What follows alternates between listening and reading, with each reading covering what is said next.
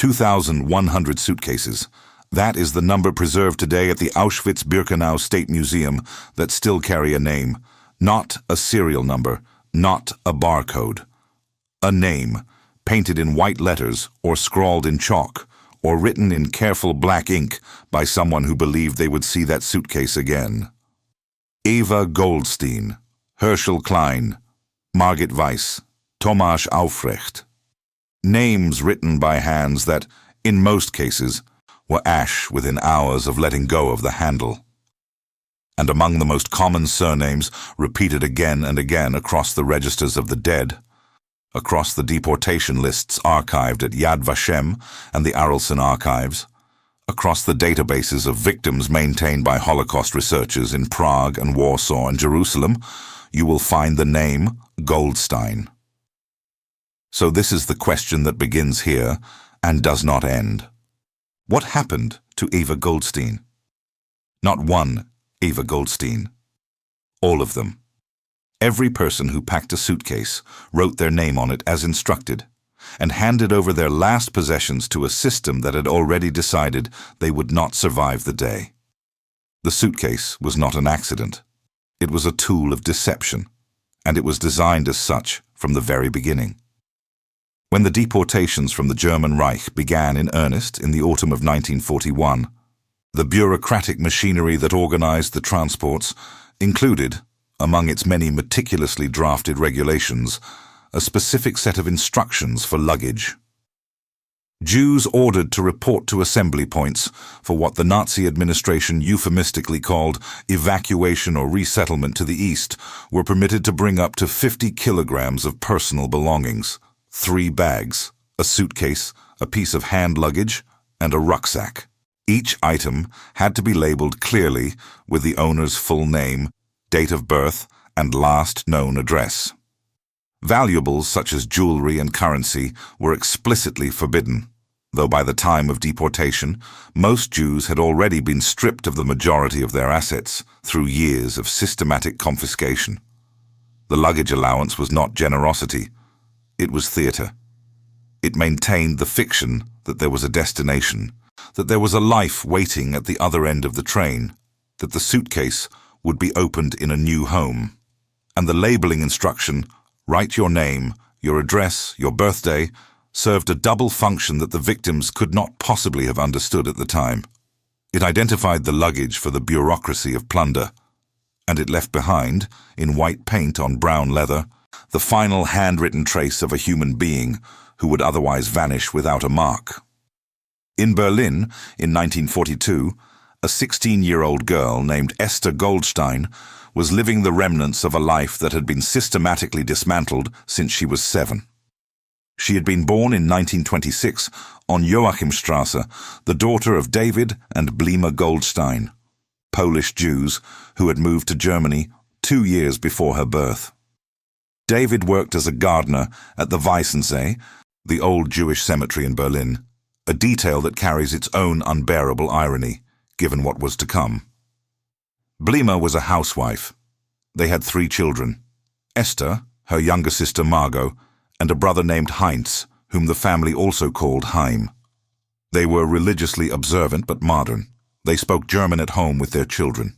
Esther studied German literature in primary school and loved to recite Schiller and Goethe from memory, while Margot held the textbook and checked her accuracy. According to a video testimony that Margot gave more than 60 years later, she could still remember some of the lines of poetry her older sister had recited. In 1938, the family tried to leave Germany. David obtained a passport. He even secured an exit visa for Esther, but the window closed before they could get out. In June 1939, with the situation deteriorating beyond recovery, the family made a decision that would haunt Margot for the rest of her life. They sent her alone to Australia through the Kindertransport, the organized rescue effort that placed Jewish children with families abroad between 1938 and 1940. Margot was 10 years old. She would never see her parents, her sister, or her brother again. What happened next is documented in the archives of Yad Vashem with the kind of sparse, bureaucratic precision that characterizes the worst records of the Holocaust. David Goldstein was arrested and sent to the Sachsenhausen concentration camp later that same year, 1939. He was subsequently transferred to Dachau, where he died. The archives do not specify how. Esther and her mother Blima were assigned to forced labor in Berlin. In October 1942, Esther was placed on a deportation transport to Riga. She was 16. The transport details can be found in Yad Vashem's Transports to Extinction database, which reconstructs the routes, dates, and destinations of deportation trains across occupied Europe.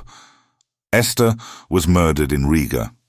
Her mother, Blima, and brother Heinz were deported to Auschwitz in March 1943. They were murdered there, but Ester Goldstein left something behind. For years, she had kept a personal album, a posy album, a tradition in German schools where friends, family, and teachers write dedications, poems, and messages to each other. The entries in Esther's album begin in 1937, when she was 11. The final entry is dated September 16th, 1942, roughly 5 weeks before she was deported.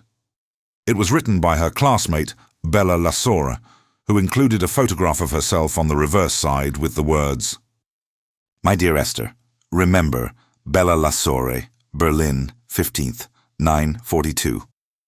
Another classmate, Sonia Strenger, had written in the album earlier with a simple dedication that reads, in translation, "Do not forget me." Bella was deported to Auschwitz on January 12, 1943, and murdered. Sonia was deported to Auschwitz in 1943 and murdered. The album survived because a non-Jewish neighbor in Berlin kept a box of the Goldstein family's documents safe throughout the entire war. After liberation, Esther's cousin David Werner returned to the family's former home. The neighbor handed him the box. Inside was the album. David sent it to Margot in Australia.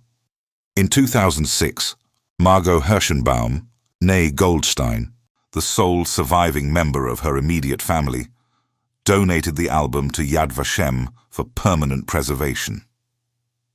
In May 2017, Yad Vashem presented an exact replica of Ester Goldstein's album to the President of the United States during a memorial ceremony in the Hall of Remembrance.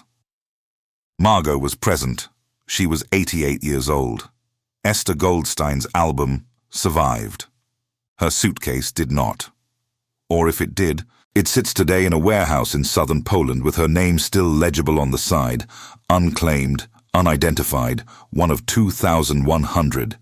And this is where the machinery becomes visible, because the suitcase, once it left the hand of the person who packed it, entered a system of industrial plunder so vast, so organized, and so profitable that it constituted one of the largest theft operations in modern history. At Auschwitz-Birkenau, the confiscation and processing of victims' belongings was handled through a system of warehouses that the prisoners themselves nicknamed Kanada, the German spelling of Canada, a country associated with abundance and wealth. The irony was savage and deliberate. Kanada. I was originally located in Block 26 of the main camp, Auschwitz-the-Fours. In December 1943, as the volume of arrivals, and therefore the volume of property to be sorted, increased beyond what the original facility could handle, the administration expanded the operation to Canada too. 30 wooden barracks built near the gas chambers in the BIIG sector of Auschwitz-Birkenau. The process worked like this. When a transport arrived, the deportees were unloaded onto the ramp and immediately separated, men to one side, women and children to the other. An SS doctor made a selection in seconds, a gesture of the hand that sent roughly 75 to 80% of each transport directly to the gas chambers. The victims were told to leave their luggage on the platform. They were told they could collect it later, after the showers. There were no showers. While the condemned walked to the undressing rooms adjacent to the gas chambers, the Canada Commando, a work detail of prisoners, predominantly Jewish, loaded the abandoned suitcases, bundles, and rucksacks onto trucks or wheelbarrows, and transported them to the warehouses. Inside Canada, the sorting was relentless, methodical, and psychologically devastating for the prisoners forced to perform it. Clothes were separated by type, shoes were paired and bundled, food found in the luggage, bread, preserves, sausages packed by families who believed they were traveling to a new settlement, was set aside. Valuables that deportees had managed to hide despite the prohibition, coins sewn into linings, jewelry concealed in shoes, banknotes tucked into the seams of coats, were extracted and catalogued for transfer to the Reich. Gold teeth were pulled from the mouths of the dead by another commando working in the crematoria, just meters away from where the luggage was being sorted. The modern industrial methods used to process the belongings of the murdered mimicked the methods used to process the bodies themselves. Two assembly lines running in parallel, one consuming human lives, the other consuming the material evidence that those lives had ever existed. The testimony of Rossi and Lili Berkowitz, two Hungarian Jewish sisters from Munkacs who survived as members of the Kanada Commando, captures the surreal horror of the work.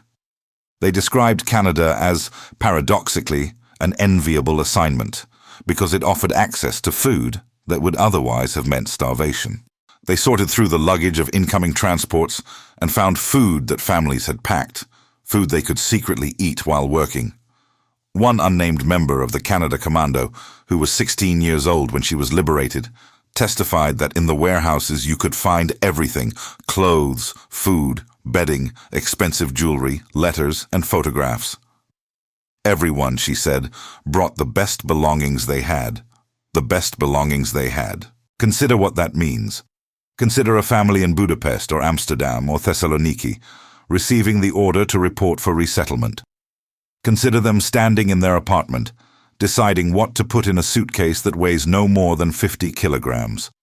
A wedding photograph, a child's favorite toy, the silverware that belonged to a grandmother, a prayer shawl, a winter coat, medicine, a can of preserves, then writing their name on the side of the suitcase, carefully, legibly, because the instructions said so, because they believed that at the other end of the journey someone would read the label and return their bag to them.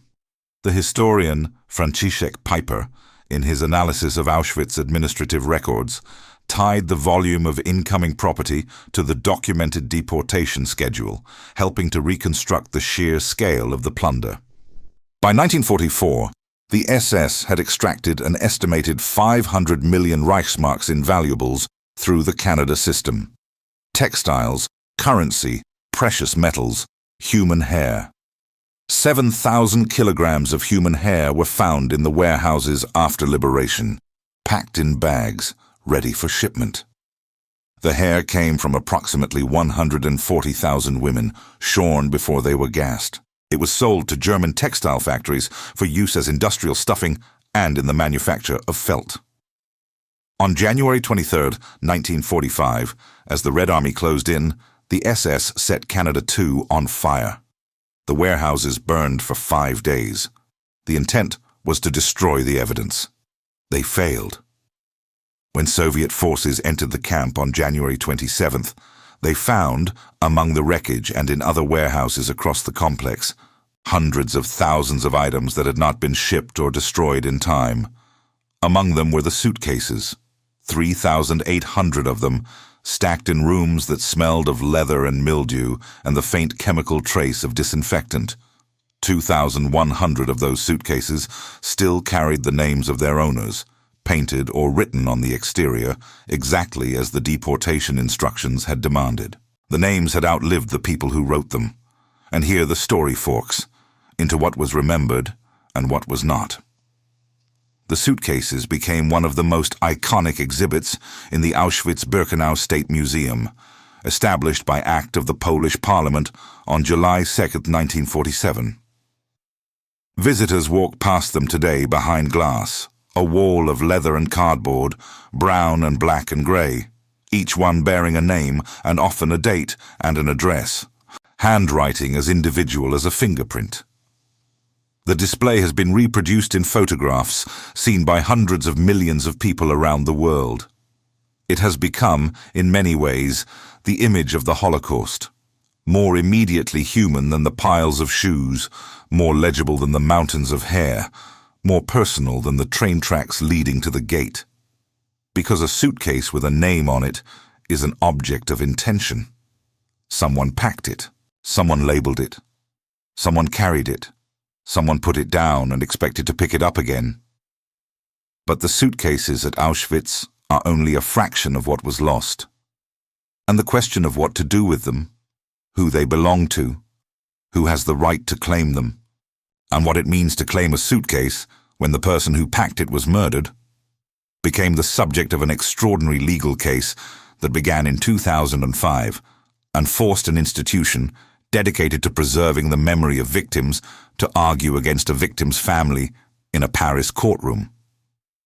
In 2004, the Auschwitz-Birkenau State Museum loaned a suitcase from its collection to the Shoah Memorial Museum in Paris for a permanent exhibition entitled The Fate of Jews from France During World War II.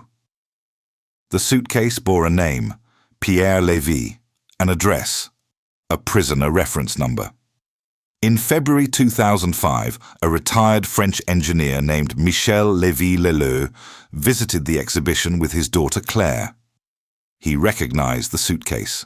It had belonged to his father. Michel did not want money. He did not want the suitcase destroyed or hidden. He wanted it to stay in Paris. He told the Shoah Memorial that he did not want the suitcase to repeat the journey it had already made to Auschwitz. The Auschwitz Museum insisted on its return to Poland, arguing that the suitcase was essential to the historical integrity of the camp's collection. The museum's director at the time feared that returning the suitcase would create a precedent, that it would trigger a wave of restitution claims from families of other victims whose belongings were preserved in the museum. In December 2005, Michel Lévy-Leleu filed a lawsuit in Paris. The French court ordered the immediate confiscation and sequestration of the suitcase. Years of negotiation followed. In June 2009, the parties reached a settlement. The suitcase would remain on long-term loan at the Shoah Memorial in Paris, but legal ownership would stay with the Auschwitz Museum. Michel Lévy-Leleu renounced all further claims. The suitcase stayed in Paris.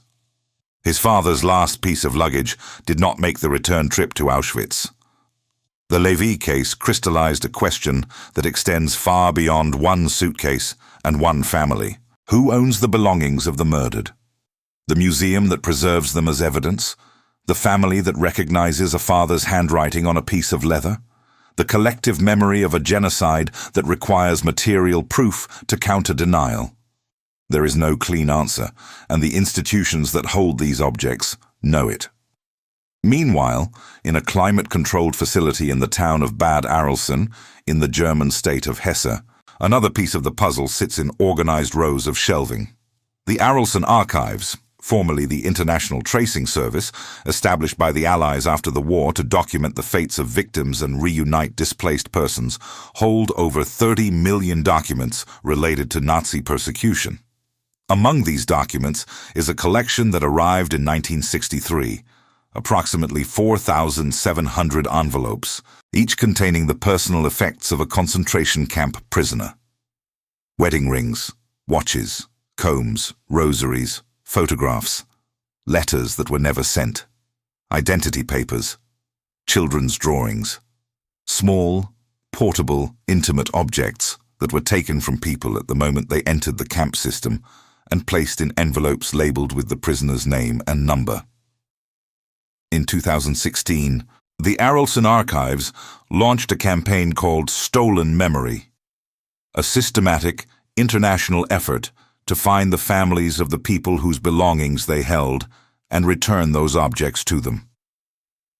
In the first years after receiving the collection, Arolsen staff had managed to locate hundreds of owners or their relatives.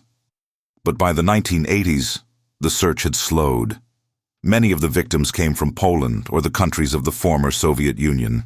where political conditions made tracing families extremely difficult. The envelopes sat on shelves for decades. In 2016, the renewed campaign, powered by digital databases, volunteer networks across Europe, and media coverage in dozens of countries, began to produce results.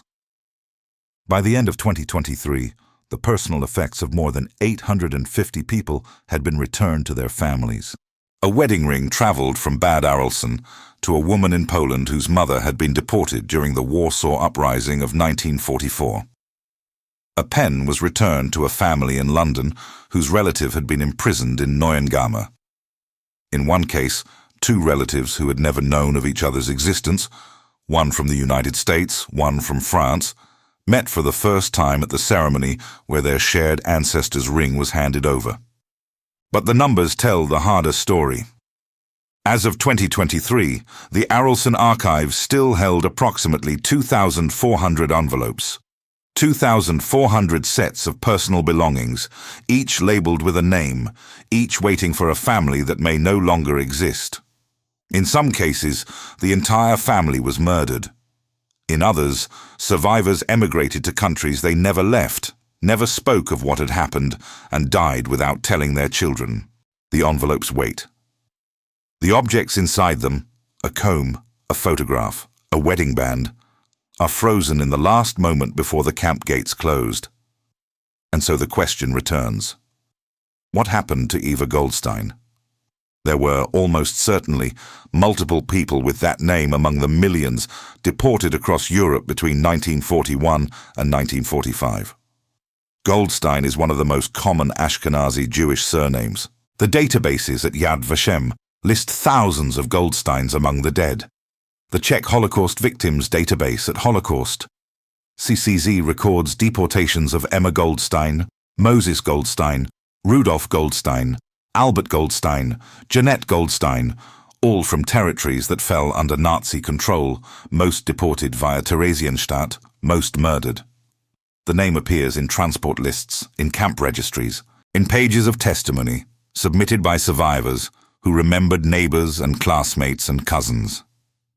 If there was an Eva Goldstein who packed a suitcase, wrote her name on it, and boarded a train to Auschwitz, then her suitcase entered the Kanada system. It was opened by a Jewish prisoner who may have been the same age as Eva, who may have found inside it a winter coat, a family photograph, a jar of preserves, a prayer book. The prisoner would have sorted these items into the appropriate piles, textiles here, food there, valuables to the SS. The suitcase itself, once emptied, would have been stacked with the others.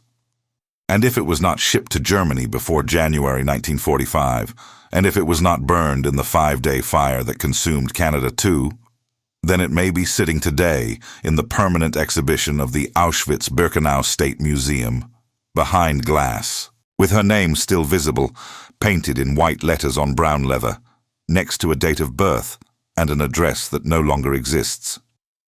Or perhaps her name is on one of the 2,400 envelopes in Bad Arolsen.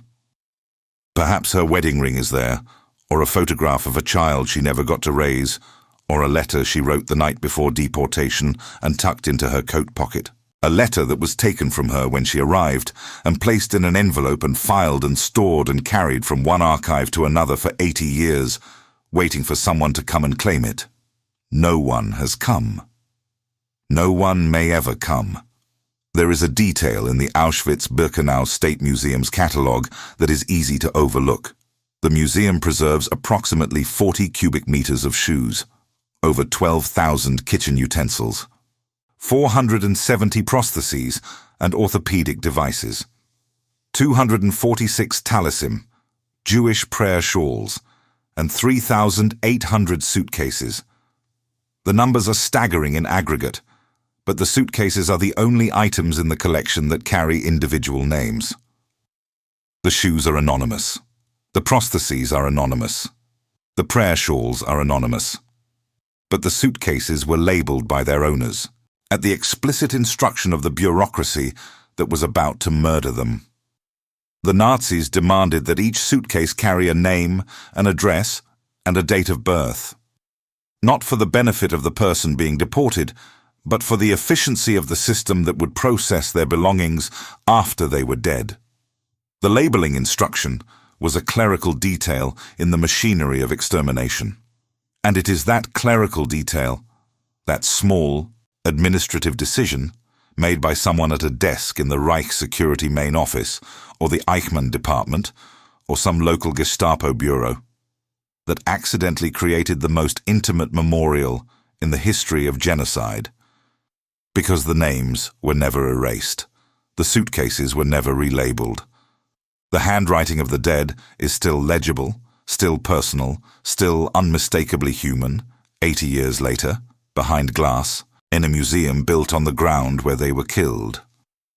In Ester Goldstein's album, preserved at Yad Vashem, her classmate Bella Lasore wrote in September 1942, "Love life, and do not be afraid of death. Believe in God and a better future." 5 weeks later, Esther was on a train to Riga. 4 months after that, Bella was on a train to Auschwitz. Neither survived. The album survived. The neighbor's box survived. The cousin found it. The sister received it.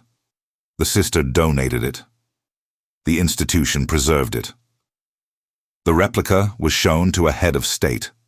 The original sits in a climate-controlled vault in Jerusalem, its pages still carrying the handwriting of girls who were 16 when they were murdered, girls who wrote, "Do not forget me," in the albums of friends who were about to disappear. Do not forget me. It is written in an album in Jerusalem, and it is written on 2,100 suitcases in Auschwitz.